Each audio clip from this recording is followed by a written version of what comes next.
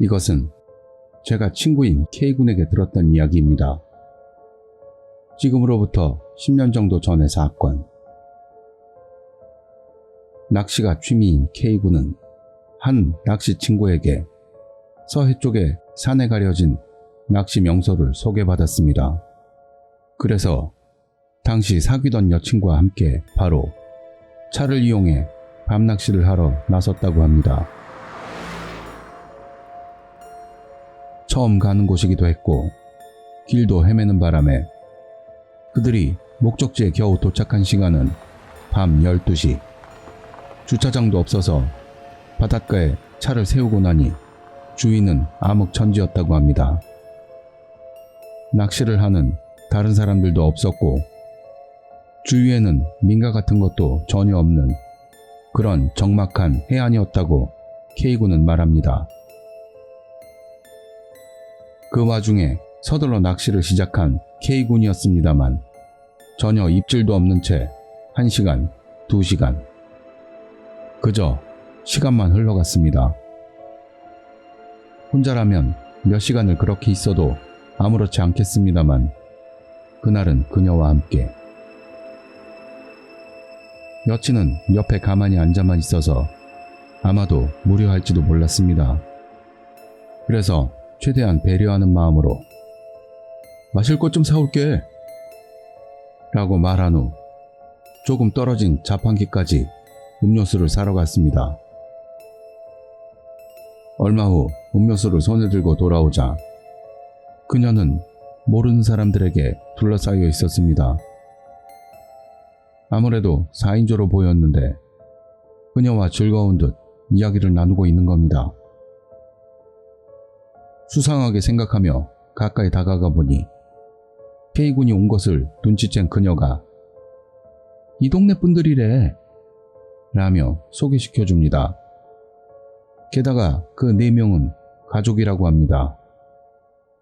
분명 아버지, 어머니, 중학생 정도의 여자아이, 그리고 초등학교 1학년 정도의 남자아이까지 4명이라 가족이라는 것은 정말인 것 같았습니다. 단지 이 가족은 어째서 이런 한밤중에 어린애까지 데리고 나와서 돌아다니고 있는 걸까? 라는 의문을 갖고 있자 아버지로 보이는 사람이 스윽 하고 K군 앞으로 다가오더니 여긴 잘 안 잡혀요. 저기 좀 더 잘 잡히는 데가 있는데 같이 가보지 않으실래요? 라며 권유해 왔습니다. 어쩌면 이곳은 친구가 알려준 낚시 장소와는 조금 동떨어진 곳일지도 모르겠다고 생각하면서도 K군은 주저했습니다. 왜냐하면 그 사람들과는 지금 바로 만났을 뿐이기 때문입니다. 무엇보다도 그 가족에게는 말로 잘 설명할 수 없는 이상한 위화감을 느꼈기 때문입니다. 그래서 K군은 여친이랑 같이 와서요 라며 거절하려고 했습니다. 하지만 그 순간 K군의 말을 막듯 그녀가 이렇게 말했다고 합니다. 가자, 응? 데려다 달라고 하자 라고 말입니다. 마음이 내키지 않은 K군이었습니다만 그녀는 언제나보다도 더 끈질기게 졸랐습니다. 뭔가 위화감이 계속 있었어도 상대들은 어린애들도 데리고 있으니 뭐 이상한 짓은 하지 못하겠지 라고 생각되어 그는 망설이면서도 결국 그 가족을 따라가기로 했습니다. 그러나 아버지가 이쪽이에요 라고 길을 안내하는 것처럼 뒤를 돈 순간 문득 눈에 들어온 목 주변에 K군의 시선은 빨려 들어갔습니다. 원래는 안쪽에 있어야 할 옷의 태그가 보인 것입니다. 그는 확인차 그 가족 모두의 복장을 찬찬히 살펴보았습니다. 그리고 아까 느꼈던 위화감의 정체, 그것을 깨닫게 됩니다. 아버지뿐만 아니라 어머니도 딸도 아들도 모두 옷을 뒤집어 입고 있는 것입니다. 바지도 치마도 모두. 신발까지도 좌우를 거꾸로 신고 있습니다. 산자와 죽은 자를 구분한다는 거꾸로. 여러분은 일본에 거꾸로라는 풍습이 있는 것을 알고 있습니까?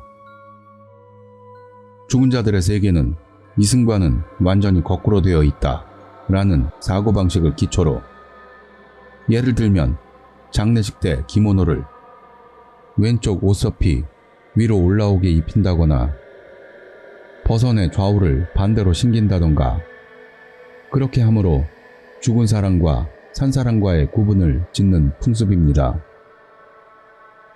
그걸 알고 있던 K군은 눈앞의 가족을 보고 직감한 것입니다. 이 사람들 산 사람들이 아니다. 그리고 본능적으로 도망가야만 해 라고 생각했습니다. 그리고 K군은 그녀에게 몰래 귓속말을 합니다. 하나, 둘, 셋에 도망가는 거야. 하나, 둘, 셋! 그는 무슨 사정인지 전혀 모르는 그녀의 팔을 잡고 그 자리에서 뛰어 도망쳤습니다. 그리고 전속력으로 차까지 돌아온 K군은 그녀를 조수석에 밀어넣고 자기도 서둘러 운전석에 올라탔습니다. 에? 무슨 일이야? 그녀는 말도 안 되는 일에 당황해 어떻게 된 거야? 뭔 일인데? 라고 물어봤습니다. 넌 몰랐어? 저 사람들 전부 옷을 뒤집어 입었잖아. 바지도 뒤집어 입고 신발도 좌우를 반대로 신었었어. 이건 위험하니까. 그렇게 말한 순간 그녀가 에? 굉장해! 하며 손등으로 박수를 칩니다. 그리고